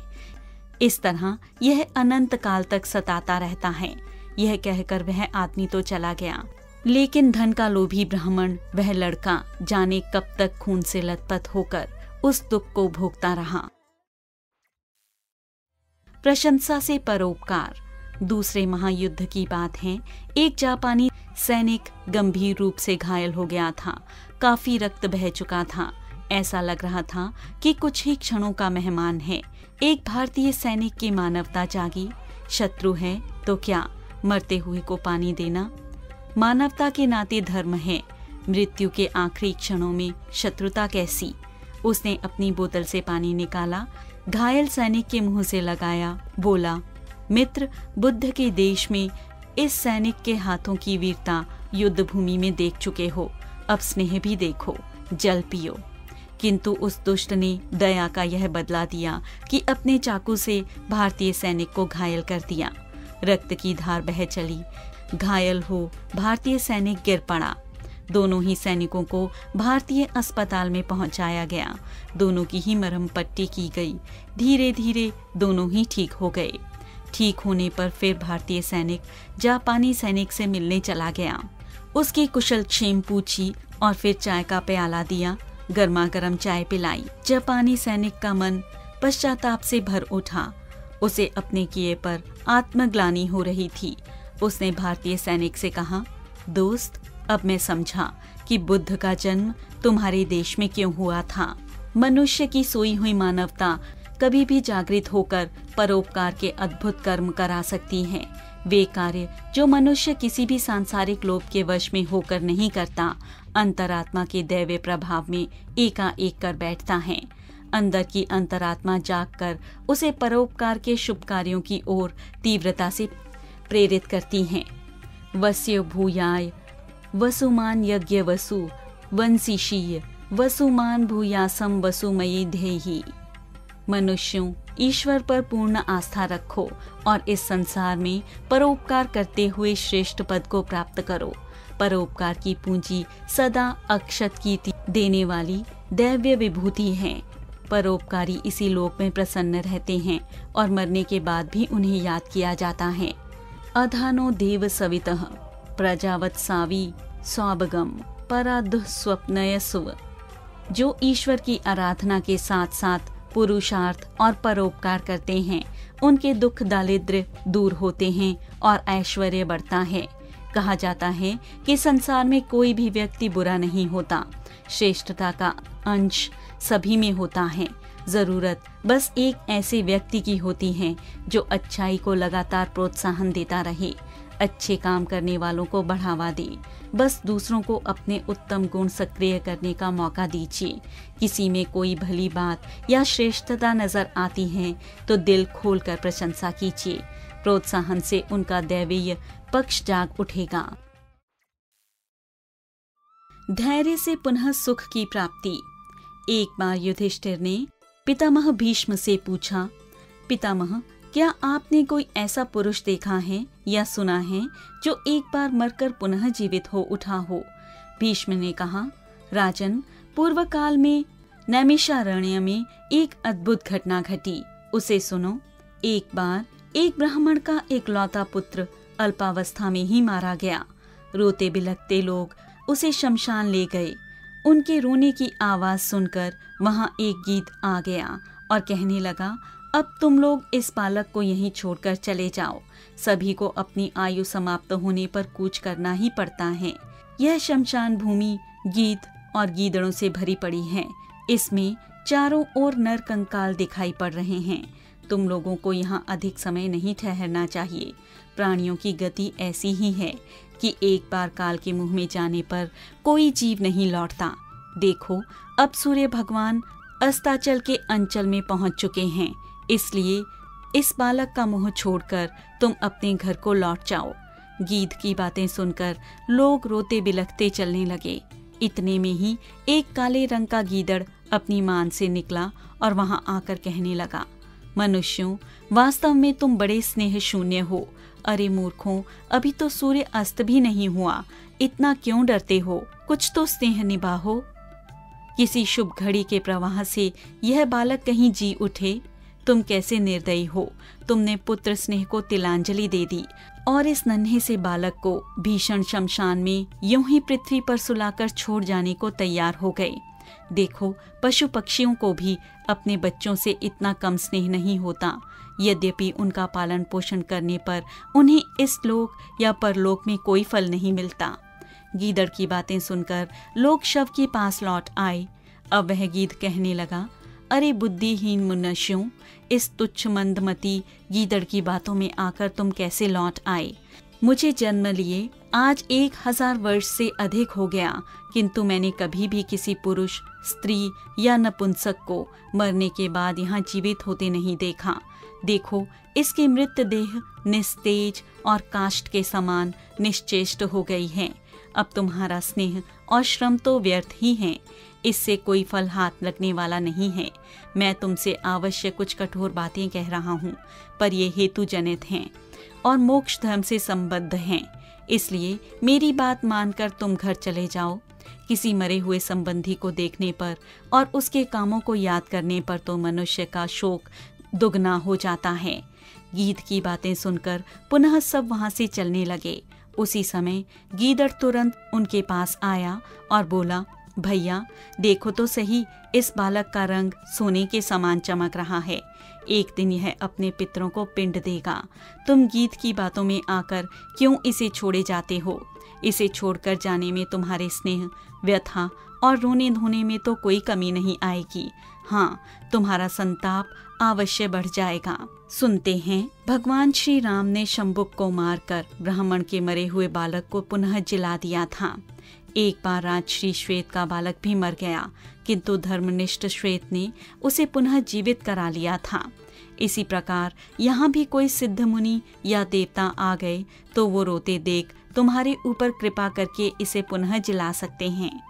गिद्ध के इस प्रकार कहने पर वे सब लोग फिर शमशान लौट आए और उस बालक का सिर गोद में रखकर रोने लगे। अब वह गीध उनके पास आया और कहने लगा, अरे भाइयों, यह तो धर्मराज की आज्ञा से सदा के लिए सो गया। जो बड़े तपस्वी, धर्मात्मा और बुद्धिमान होते हैं, उन्हें भी मृत्यु के हाथ में पड़ना पड़ता है। अतः बार बार लौटकर शोक का बोझ सिर पर लादने का कोई लाभ नहीं। जो व्यक्ति एक बार जिस देह से नाता तोड़ लेता है, वह पुनः उस शरीर में नहीं आ सकता। अब यदि इसके लिए एक नहीं सैकड़ों गीदड़ अपने शरीर का बलिदान दें तो भी यह बालक नहीं जी सकता। तुम्हारे आंसू बहने, लंबे लंबे श्वास लेने या गला फाड़कर रोने से इसे पुनः जीवन नहीं मिल सकता। गीध के ऐसा कहने पर वे लोग फिर घर की ओर चल पड़े। इसी समय गीदड़ फिर बोला, अरे तुम्हें धिक्कार है, तुम इस गीध की बातों में आकर मूर्खों की तरह पुत्र स्नेह को तिलांजलि देकर कैसे जा सकते हो? यह गीध तो महापापी है। मैं सच कह रहा हूँ, मुझे अपने मन से तो यह बालक जीवित ही जान पड़ता है। देखो, तुम्हारी सुख की घड़ी समीप है, निश्चय रखो तुम्हें अवश्य सुख मिलेगा। इस प्रकार गीदड़ और गीध दोनों बार बार अपनी बात कहकर समझाते। राजन, गीध और गीदड़ दोनों ही भूखे थे। वे दोनों ही अपना अपना काम बनाने पर तुले थे। गीध को भय था कि रात हो जाने पर मुझे घोंसले में जाना पड़ेगा और फिर इसका मांस सियार खाएगा। इधर गीदड़ सोचता कि दिन में गीध बाधक होगा या इसे लेकर उड़ जाएगा। इसलिए गीध तो यह कहता था कि अब सूर्यास्त हो गया और गीदड़ कहता था कि अभी अस्त नहीं हुआ। दोनों ही ज्ञान की बातें बनाने में कुशल थे, इसलिए उनकी बातों में आकर वे कभी घर की ओर चलते और कभी रुक जाते। कुशल गीध और गीदड़ अपना काम बनाने के लिए उन्हें चक्कर में डाल रहे थे और वे शोकावश रोते हुए वहीं खड़े थे। इतने में पार्वती जी की प्रेरणा से वहां भगवान शंकर प्रकट हुए। उन्होंने सबसे वर मांगने को कहा। तब सभी लोग अत्यंत विनीत भाव से दुखित होकर बोले, इस एकमात्र पुत्र के वियोग में हम बड़े दुखी हैं, अतः आप इसे पुनः जीवन दान देकर हमें मरने से बचाइए। उनकी प्रार्थना से प्रसन्न होकर भगवान ने उस बालक को पुनः जिला दिया और उसे 100 वर्ष की आयु दी। भगवान ने कृपा कर उस गीदड़ तथा गीद की भूख मिट जाने का वर दिया। वर पाकर सभी ने पुनः प्रभु को प्रणाम किया और कृतकृत्य होकर नगर की ओर चल दिए। राजन, यदि कोई दृढ़ निश्चयी व्यक्ति धैर्यपूर्वक किसी कार्य के पीछे लगा रहे, उससे ऊबे नहीं, तो भगवान की कृपा से उसे सफलता मिल सकती है। जीने का रास्ता। किसी गांव के पास एक सांप रहता था। वह बड़ा ही तेज था। जो भी उधर से निकलता वह उस पर दौड़ पड़ता और उसकी जान ले लेता। सारे गांव के लोग उससे तंग आ गए थे। वे उसे दिन रात कोसते। आखिरकार उन्होंने उस मार्ग से निकलना ही छोड़ दिया। गांव का वह हिस्सा उजाड़ सा हो गया। एक दिन एक साधु उस गांव आए। लोगों ने उस सांप के उत्पात की बात उन्हें कह सुनाई। गांव वालों की बात सुनकर साधु सांप के पास गए और उसे समझाते हुए कहा, यह जन्म बार बार नहीं मिलता। ऐसा जीना किस काम का कि लोग गालियां दें। सांप ने पूछा, मैं क्या करूं? साधु बोले, तुम हमला करना छोड़ दो, सबके साथ प्यार का व्यवहार करो। सांप ने उनकी बात मान ली। उस दिन से वह खुले मैदान में चुपचाप पड़ा रहता। लोगों को जब यह मालूम हुआ तो उनका डर धीरे धीरे दूर हो गया। वे इधर से उधर बेधड़क आने जाने लगे। अब गांव के बच्चे वहां इकट्ठा हो जाते और उसके ऊपर ईंट पत्थर मारते और उसके बदन पर लकड़ी चुभोते। बेचारा सांप सब कुछ सहन कर लेता। संयोग से एक दिन वही साधु वहां आ गए। उसकी बुरी हालत देखकर वह चकित रह गए। उन्होंने पूछा, अरे तुम्हें यह क्या हो गया? सांप ने सारा हाल कह सुनाया। सुनकर साधु बोले, भाई, मैंने तुझे काटने से रोका था, लेकिन फुफकारने से तो मना नहीं किया। जो अपने तेज को प्रकट नहीं करता उसे कोई जीने नहीं देता। सांप ने अब असली बात समझी। उस दिन से उसने फुफकारना शुरू कर दिया। उसकी फुफकार सुनते ही बच्चे दूर भाग जाते। अब उन्होंने उसे सताना छोड़ दिया। सांप काटना पहले से ही छोड़ चुका था, इसलिए लोगों ने उससे डरना भी बंद कर दिया था। अब वे चैन से रहने लगे। देश प्रेम। अफ्रीका में एक छोटे से देश का नाम है इथोपिया। वहाँ के लोग अपने देश से बहुत प्रेम करते हैं। ऐसा कहा जाता है कि यह कहानी उस देश में बहुत लोकप्रिय है। बहुत समय पहले की बात है। एक बार कुछ विदेशी घुमक्कड़ इथोपिया घूमने आए। वे वहाँ की प्राकृतिक सुंदरता और वहाँ के लोगों के रहन सहन से बहुत प्रभावित हुए। घुमक्कड़ एक छोटी सी सराय में ठहरे थे। वे सुबह ही तैयार होकर निकल जाते और वहाँ की नदियाँ, पहाड़, जंगल की सैर किया करते। वहाँ लोग इन घुमक्कड़ों को अजीब सी नजर से देखा करते थे, परंतु उनमें इन गोरे घुमक्कड़ों से बात करने का साहस नहीं होता था। एक दिन एक व्यक्ति घुमक्कड़ों के पास आया और बोला, आप लोग कहाँ से आए हैं? हमारे शहर में क्या कर रहे हैं? हम यूरोप के देश से आपके देश की यात्रा करने आए हैं। हम सभी मित्र हैं और अलग अलग देश में रहते हैं। हमें आपका देश बहुत सुंदर लगा। तभी दूसरा घुमक्कड़ बोला, यूं तो हम स्वयं ही आपका देश घूम रहे हैं, परंतु यदि आप लोगों की कुछ सहायता मिल जाती तो हम आसानी से सभी चीजों को ठीक प्रकार से देख पाते। यह सुनकर वह व्यक्ति बोला, हम तो आपकी कोई सहायता नहीं कर सकते, लेकिन यदि आप चाहें तो हमारे राजा की मदद ले सकते हैं। अगले दिन सारे घुमक्कड़ राजा के यहाँ गए और राजा से प्रार्थना की कि उन्हें पूरा देश घूमने में उनकी सहायता व मार्गदर्शन करें। घुमक्कड़ों की बात सुनकर राजा ने पूछा, पहले आप यह बताइए कि आपने अब तक जो कुछ देखा वह सब आपको कैसा लगा? यहाँ आपको कोई तकलीफ तो नहीं हुई?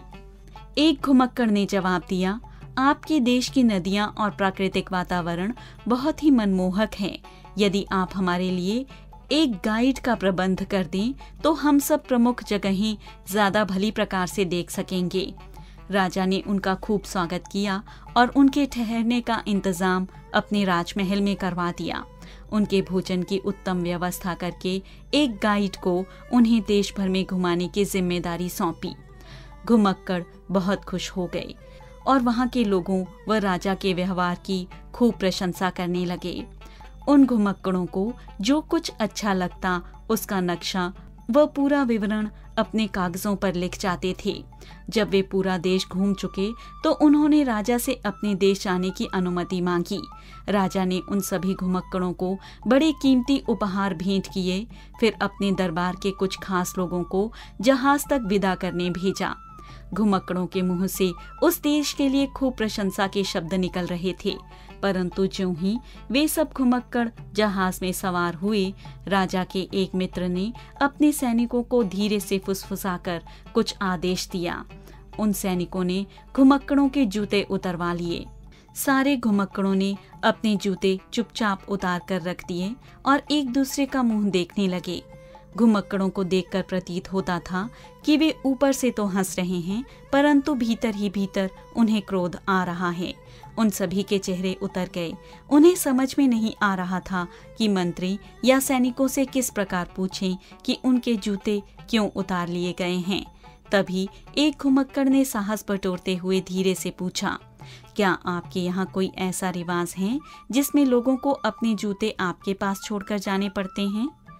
उस घुमक्कड़ की बात आगे बढ़ाते हुए दूसरा घुमक्कड़ बोला, यदि आपके यहाँ ऐसी ही प्रथा है तो कृपया हमें दूसरे जूते दे दीजिए ताकि हम अपने देश नंगे पैर ना पहुँचें। असल में हमें नंगे पैर रहने की आदत नहीं है। सैनिक व मंत्री चुपचाप खड़े रहे, परंतु कुछ जवाब नहीं दिया। घुमक्कड़ों को मन ही मन क्रोध आने लगा और वे सोचने लगे कि वे देश में थे तो उनका सत्कार किया जा रहा था, अब वे जाने वाले हैं तो उनके जूते उतारकर उनका अपमान किया जा रहा है। तभी उन्होंने देखा कि एक सैनिक कुछ जूते लेकर आ रहा है।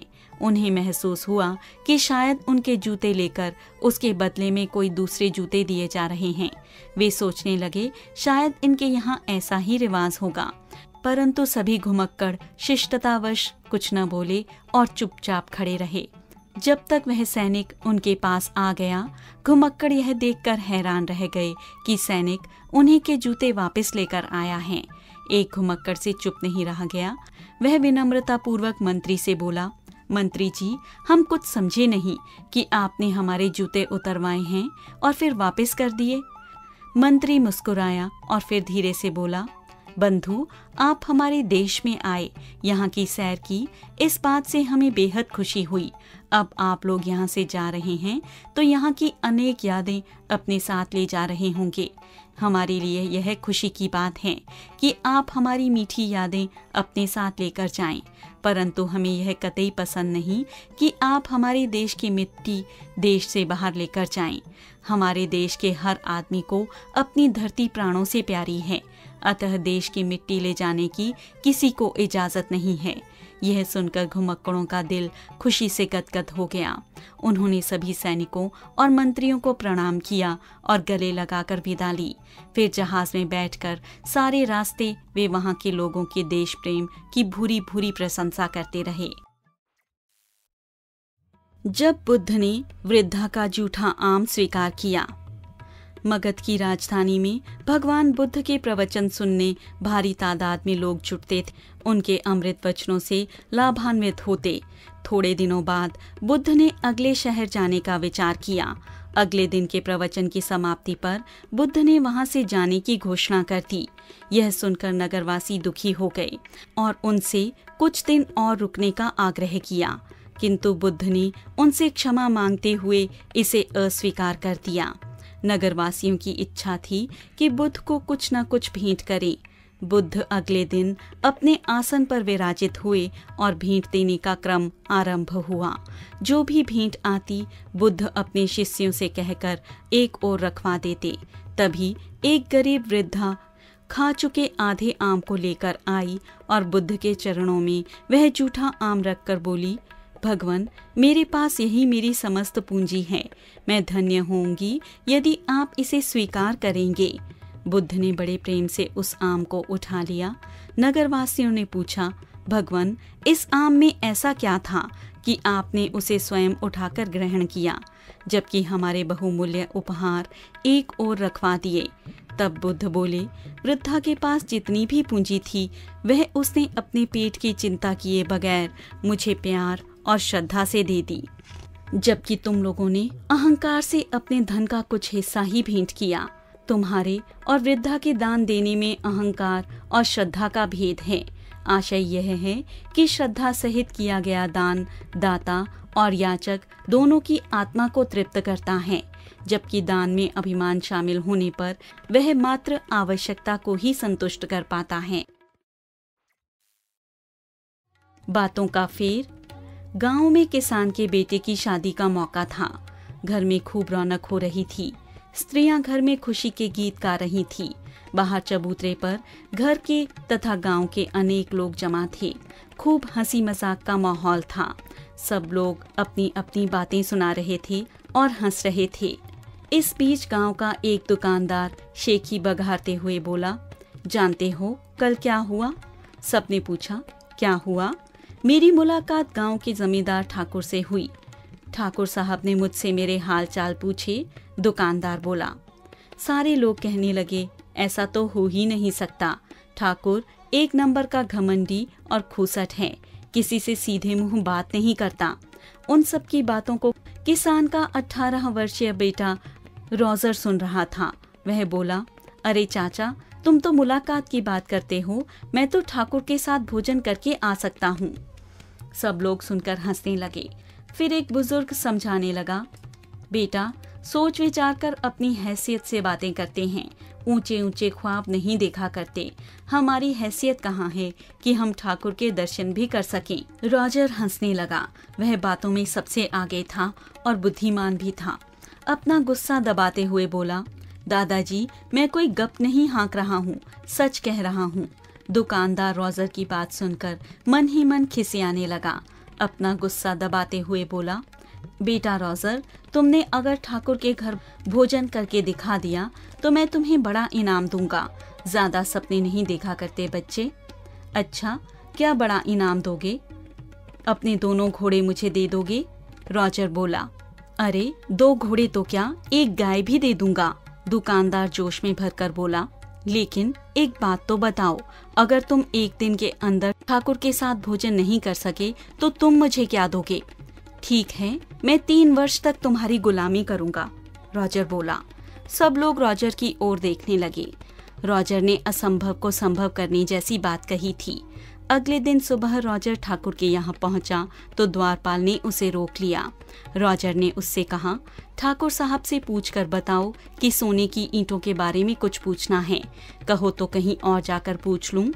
द्वारपाल ने ठाकुर को सारी बात बताई तो ठाकुर सुनकर मन ही मन जिज्ञासु हो उठा, परंतु ऊपर से शांत रहकर बोला, लड़की को अंदर ले आओ, उसके साथ भोजन आदि का प्रबंध करो। रॉजर को इज्जत के साथ भीतर ले जाया गया। वहाँ मेज पर भोजन व फल लगा दिए गए। थोड़ी देर में ठाकुर आकर रॉजर के पास बैठ गया और पूछने लगा, तुम्हारा क्या नाम है? तुम्हारे पिता क्या करते हैं? रॉजर बोला, मेरा नाम रॉजर है, मेरे पिता किसान हैं। मैं पूछ रहा था कि सोने की 1 ईंट की कीमत क्या होगी, उसके बदले में क्या क्या खरीदा जा सकता है। ठाकुर की जिज्ञासा बढ़ती जा रही थी। वह बोला, सोने की ईंट की कीमत तो हजारों में होगी। तुम चाहो तो उसके बदले में जमीन, जानवर, बहुत कुछ मिल सकता है। वैसे तो ईंट के वजन पर निर्भर करता है कि ईंट की कीमत क्या है। ईंट देख लूं तो पता चले। बोलो, कितनी ईंटें हैं तुम्हारे पास? 1 या ज्यादा? जाओ जल्दी से ले आओ, मैं अच्छे दाम दूंगा। ठाकुर ईंट पाने की लालसा में लगातार बोलता जा रहा था और साथ ही अंगूर भी खाता जा रहा था। रॉजर चुपचाप बैठा खाना खा रहा था। ठाकुर को लगा शायद रॉजर को ईंटों की कीमत कुछ कम लगी है, अतः वह प्यार से बोला, अरे बेटा, जो चाहोगे मिल जाएगा। जितनी जमीन चाहिए उतनी दे दूंगा। जाओ अपनी ईंटें लेकर आओ। रॉजर बोला, परंतु मेरे पास सोने की ईंटें हैं थोड़ी ही। मैं तो यूं ही ईंटों के भाव पूछ रहा था। अगर कल मेरे पास ये ईंटें हों। भाग यहाँ से बदमाश, मुझे बेवकूफ बनाता है, कहकर ठाकुर ने अपने सिपाहियों को जोर से आवाज लगाई। अरे आप तकलीफ क्यों करते हैं, मैं स्वयं ही चला जाता हूँ। रॉजर बोला, आप मुझे क्या जमीन जानवर दोगे, मुझे तो इस भोजन के बदले में यूं ही 2 घोड़े और 1 गाय मिलने वाली है। जमींदार ठाकुर हतप्रभ होकर बातूनी रॉजर को जाते हुए देख रहा था। पापी मित्र। किसी कुएं में गंगादत्त नामक एक मेंढक रहता था। एक बार वह अपने दामादों से बड़ा परेशान था, यहाँ तक कि एक दिन उनके कारण उसे अपने घर से बेघर होना पड़ा। पर घर छोड़ने के पश्चात उसने सोचा कि अब मैं इसका बदला कैसे लूं। इतने में उसने बिल में घुसते हुए सांप को देखा। उसे देखकर उसने सोचा, क्यों न इस सांप की कुएं में ले जाकर उन दामादों को समाप्त कर डालूं। इसीलिए कहा गया है, अपने काम की सिद्धि के लिए बलवान शत्रु को उससे भी बलवान शत्रु से भिड़वा दे, जैसे कांटे से कांटा निकल जाता है। यही सोचकर उसने बिल के पास जाकर कहा, प्रिय दर्शन, आइए आइए।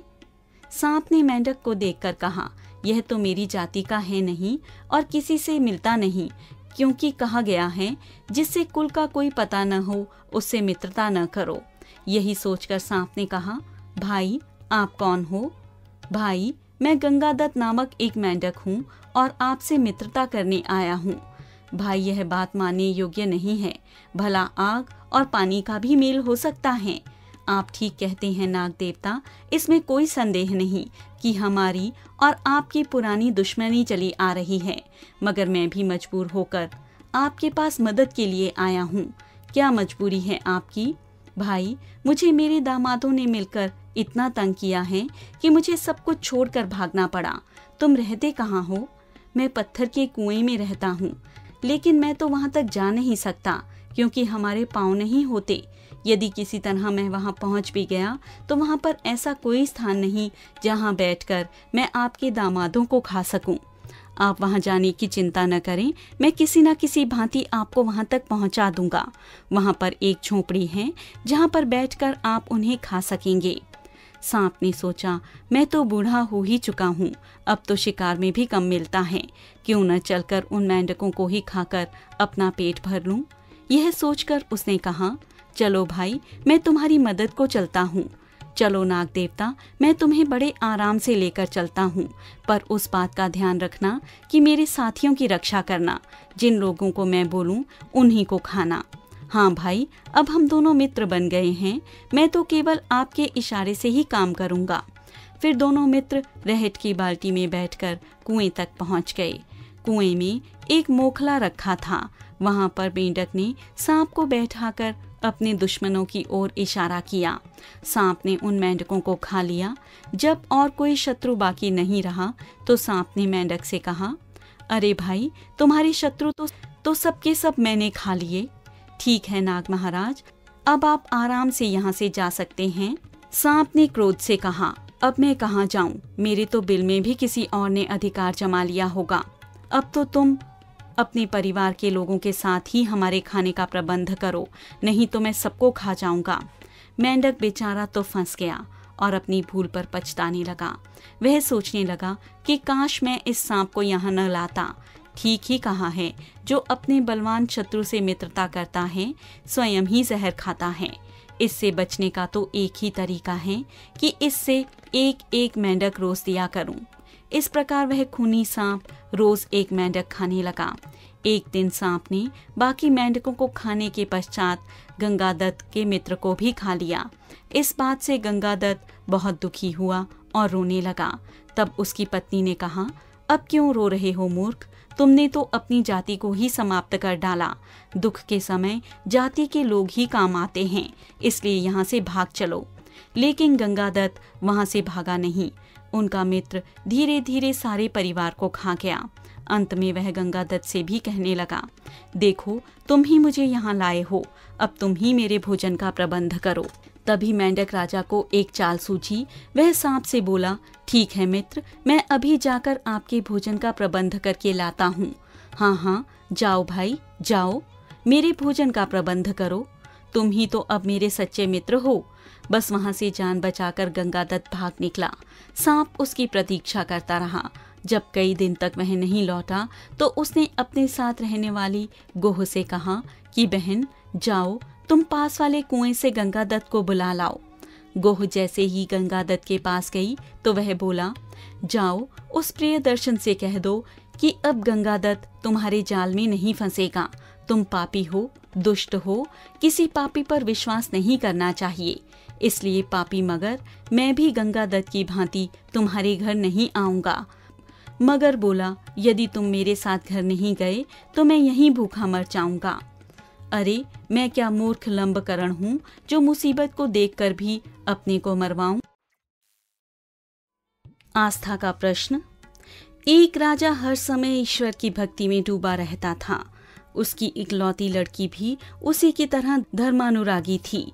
राजा की इच्छा थी कि वह अपनी पुत्री का विवाह एक ऐसे युवक के साथ करे जो उसी की तरह धार्मिक प्रवृत्ति का हो। एक दिन राजा को एक ध्यानमग्न युवक मिला। राजा ने उससे पूछा, तुम्हारा घर कहाँ है? युवक ने उत्तर दिया, जहाँ ईश्वर रखता है वही मेरा घर है। राजा ने प्रश्न किया, तुम्हारे पास कुछ सामान है? युवक ने कहा, प्रभु की कृपा के अलावा मेरे पास कुछ नहीं है। उससे प्रभावित होकर राजा ने अपनी पुत्री का विवाह उसके साथ कर दिया। विवाह के बाद राजा की बेटी पति के साथ जंगल में गई और एक पेड़ के नीचे डेरा डाला। उसने देखा कि पेड़ के कोटर में रोटी का टुकड़ा रखा है। उसने पति से पूछा, यह क्या है? पति ने जवाब दिया, आज रात इससे काम चलेगा, इसलिए इसे कल बचाकर छोड़ा था। यह सुनकर राजकन्या रोने लगी और अपने पिता के घर लौटने की तैयारी करने में लग गई। पति ने कहा, मैं जानता था कि यही होगा। तुम्हारा लालन पालन महल में हुआ है, तुम मुझ जैसे गरीब के साथ नहीं निभा सकोगी। राजा की बेटी ने उत्तर दिया, मैं गरीबी से नहीं डरती, मुझे दुख इस बात का है कि ईश्वर के प्रति आपका पूर्ण विश्वास नहीं है। इसी से आपने सोचा कि कल क्या खाएंगे और रोटी का टुकड़ा बचा कर रख लिया। ईश्वर को देना होगा तो वह स्वयं देगा, हम इसकी चिंता क्यों करें? मैंने सोचा था कि मुझे ऐसा पति मिले जिसकी प्रभु भक्ति में कोई कमी न हो। इसी के लिए मैंने आपका वरण किया और मैं संभवतः गलत हूँ। युवक बहुत पछताने लगा। राजकन्या ने कहा, आप कान खोलकर सुन लीजिए कि आपके साथ रोटी का यह टुकड़ा रहेगा या मैं। यह सुनकर युवक की आंखें खुल गई। उसने रोटी का टुकड़ा फेंक दिया। जैसे को तैसा। एक नगर में जीर्णाधन नाम का एक वैश्य रहता था। कुछ ऐसा हुआ कि उसका सारा धन नष्ट हो गया और वह सर्वथा निर्धन हो गया। इससे जहाँ उसको कष्ट होता था वहाँ उसको ग्लानि भी होने लगी। कभी वह धन धान्य से संपन्न था तो सिर उठाकर चलता था। आज उसी नगर में उसको सिर नीचा करके चलना पड़ रहा था। अतः उसने विदेश जाने का निर्णय किया। उसके पास अपने पुरखों के समय से चली आ रही ऐसी तराजू थी कि वैसी अन्यंत्र कोई और तराजू थी ही नहीं। उसने एक सेठ के यहाँ उस तराजू को बंधक रखा और धन कमाने के लिए विदेश चला गया। विदेश जाने पर उस वैश्य का भाग्य चमका। उसने देश विदेश का खूब भ्रमण किया और धन भी कमाया। बहुत सा धन कमाकर वह अपने नगर वापस आ गया और सीधे महाजन के पास ही गया और बोला, लाला, मेरी वह बंधक रखी हुई तराजू दे दो और अपने पैसे ले लो। महाजन ने दुख के साथ कहा, अरे भाई, तुम्हारी तराजू तो अब रही ही नहीं, उसको तो चूहे खा गए हैं। वैश्य को क्रोध तो आया किंतु उस समय उसने प्रकट नहीं किया। वह बोला, लाला जी, इसमें आपका क्या दोष? जब चूहों ने खा ही लिया तो आप कर भी क्या सकते हैं? इस संसार में कुछ ऐसा ही है, यहाँ कोई भी वस्तु टिक नहीं पाती। अच्छा, अब मैं अभी स्नान के लिए जा रहा हूँ। कृपा करके आप अपने सपुत्र को मेरे साथ दे दीजिए, जिससे कि वह स्नान ही सामग्री ले जाएगा और वहाँ देखता भी रहेगा। लाला को वैश्य से डर लग रहा था, इसलिए उसने अपने पुत्र धनदेव को बुलाकर कहा, बेटा, ये तुम्हारे चाचा स्नान के लिए नदी तट पर जा रहे हैं। तुम इनके लिए स्नान की सामग्री लेकर इनके साथ चले जाओ। पिता की आज्ञा मानकर धनदेव उस वैश्य के साथ चल दिया। वहां पहुंचकर वणिक पुत्र ने स्नान किया और फिर समीप ही एक गुफा के अंदर धनदेव को बंद करके उसका द्वार बाहर से किसी बहुत बड़ी शिला से बंद कर दिया। इस प्रकार वह अकेला ही महाजन के पास लौटा। उसे अकेले आता देखकर महाजन ने पूछा, मेरा पुत्र कहाँ है? उसको तो नदी के किनारे से बाज उठाकर ले गया है। क्या बकते हो? बाज भी कहीं लड़के को उठा सकता है? मेरे लड़के को लाकर दो, नहीं तो न्यायालय में जाऊंगा। यदि लोहे के तराजू को चूहे खा सकते हैं तो लड़के को भी बाज उठाकर ले जा सकता है। यदि अपने लड़के को वापस चाहते हो तो मुझे मेरी तराजू वापस लौटा दो। महाजन को अपना पुत्र चाहिए था और वाणिक को अपने लोहे का तराजू। दोनों न्यायालय पहुंचे। प्रथम महाजन ने ही अभियोग लगाते हुए कहा, महोदय, इसने मेरा पुत्र चुरा लिया है। देखते ही देखते नदी के किनारे से एक बांस उठाकर ले गया है। अब मैं कहाँ से लाकर दूं? न्यायाधीश बोले, हम इसकी बात पर विश्वास नहीं कर सकते कि इसके पुत्र को बांस उठाकर ले गया है। यह असंभव है। श्रीमान, मेरी प्रार्थना पर ध्यान दिया जाए। जहाँ पर सहस्त्रपल की लोहे की तुला को चूहे खा सकते हैं, क्या वहाँ महाजन के पुत्र को बांस उठाकर नहीं ले जा सकते? तुम यह क्या कह रहे हो? तब वाणिक पुत्र ने आदि से अंत तक सारे विवरण न्यायाधीशों के सम्मुख प्रस्तुत कर दिए। न्यायाधीशों ने महाजन को वाणिक की तुला वापस करने और वाणिक को महाजन का पुत्र वापस करने का आदेश दिया। यह कथा सुनने के बाद कर्टक ने कहा, जहाँ एक प्रकार की अपूर्व घटना घट सकती है, तुमने संजीवक की खुशी से क्षुब्ध होकर यह प्रपंच किया है। अपने स्वास्थ्य के कारण तुमने संजीवक की निंदा की। उसकी निंदा करते हुए तुमने राजा का हित करते हुए भी अहित किया है। कहा भी गया है कि पंडित व्यक्ति यदि शत्रु हो तो भी अच्छा ही है, किंतु अपना हित करने वाला व्यक्ति यदि मूर्ख हो तो ठीक नहीं होता। चोर होते हुए भी पंडित ने 4 ब्राह्मणों की रक्षा की थी। अंतिम कसक। बात तब की है जब भारत ब्रिटिश सरकार के अधीन था। बंगाल के न्यायाधीश नील माधव बैनर्जी अपनी न्यायप्रियता, सत्यनिष्ठा व दयालुता के लिए दूर दूर तक प्रसिद्ध थे। अपने जीवन काल में उन्होंने अपने इन्हीं गुणों के कारण बेहद सम्मान व प्रसिद्धि पाई थी। वृद्धावस्था में उन्हें प्राणघातक रोग ने जकड़ लिया और उनका शरीर बेहद कमजोर हो गया। बीमारी के कारण उनके शरीर में असहनीय पीड़ा होने लगी। वे बार बार ईश्वर से प्रार्थना करते और कहते, हे ईश्वर, अब मुझसे यह पीड़ा नहीं सही जाती। मुझे इस रोगग्रस्त शरीर से मुक्ति देकर अपने पास बुला लो। लेकिन इस तरह मृत्यु को बुलाने से वह थोड़े ही आती है। उन्हें पीड़ा भुगतनी पड़ रही थी। एक दिन वह सोचने लगे कि मुझसे जरूर कुछ न कुछ गलती हुई है, जिससे मुझे पीड़ा के रूप में सजा भुगतनी पड़ रही है। बहुत सोचने के बाद उन्हें ध्यान आया कि एक बार बीमा कराते समय उन्हें मधुमेह की बीमारी को बेहद सफाई से छिपाकर बीमा करा लिया था। यह याद आते ही उन्होंने अपने शरीर में होने वाली पीड़ा का कारण समझ में आ गया और उन्होंने तभी बीमा अधिकारी को बुलाया और उससे बोले, भैया, मैंने जब अपना बीमा कराया था उस समय मैं मधुमेह से ग्रस्त था, किंतु उस समय मैंने यह बात आपको नहीं बताई, इसलिए मेरा यह बीमा रद्द कर दिया जाए। मेरे मरने के बाद कोई भी इस बीमा राशि का अधिकारी नहीं होगा। मैंने न्यायाधीश के रूप में हमेशा सत्य का आचरण किया है, किंतु व्यक्तिगत जीवन में मैं उस पर टिके रहने से लोभवश चूक गया। इसी कारण आज यह कष्ट भोग रहा हूँ। उनके कहने पर बीमा अधिकारी ने उनका बीमा रद्द कर दिया। बीमा रद्द होने के बाद उनके चेहरे पर संतोष व शांति की झलक दिखाई दी। उसके बाद उसी रात उन्होंने प्राण त्याग दिए।